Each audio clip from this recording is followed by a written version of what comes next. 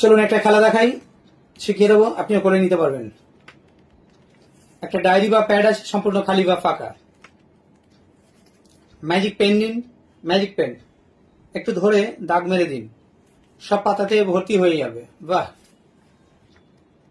আপনিও করতে পারবেন, নিজে তৈরি করে নেবেন, শিখিয়ে দেবো আমি। ম্যাজিক করে ওই দাগটাকে ভ্যানিশ করে দিন, চলে যাবে।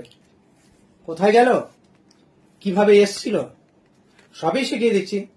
যদি ভালো লেগে থাকে একটা লাইক করবেন। কৌশল, একটা ডায়েরি জোগাড় করুন বা এরকম ছোট্ট প্যাড জোগাড় করুন। ম্যাজিকটা যেভাবে যেভাবে বলবো সেভাবে তৈরি করে নেবেন, হয়ে যাবে। আর একটুখানি দেখেই পালিয়ে যাবেন না, মাঝখানে গিয়ে গন্ডগোল হয়ে যাবে, আর করতে পারবেন না। শিখে নিন। প্রথম যেটা করতে হবে দেখে নিন ভালো করে, দুটো পেজ আছে ফাঁকা, কিচ্ছু থাকবে না। সেকেন্ড, পরের যে দুটো পেজ আছে তাতে দাগ দেওয়া আছে, মানে এটা দাগ দিয়ে নেবেন। তারপরের যে দুটো পেজ আছে আবার সাদা, এখনো বাকি আছে অনেক। তারপরে যে দুটো থাকবে সেটাতে আবার দাগ আছে। পুরো এইভাবে খাতাটাকে বা ডায়েরিটাকে বা প্যাডটাকে তৈরি করবেন। হয়ে গেল কমপ্লিট। তারপরে যে কাজ বাকি রয়েছে সেটা একটু বড় একটা কাঁচি জোগাড় করুন, যেটা দিয়ে আপনার কাটতে সুবিধা হবে। ব্যাস, এবার ম্যাজিকটা শুরু করবেন। একটা জিনিস খেয়াল করবেন, যেটা সাদা পেজ আছে এইটা, এই সাইডটা আমি একটু কেটে এখান থেকে কমিয়ে দিয়েছি। আর যেটার মধ্যে দাগ দেওয়া আছে সেটা ওইদিকে কাটিনি, ওটার আবার এই সাইডটায় কেটে কমিয়ে দেওয়া হয়েছে।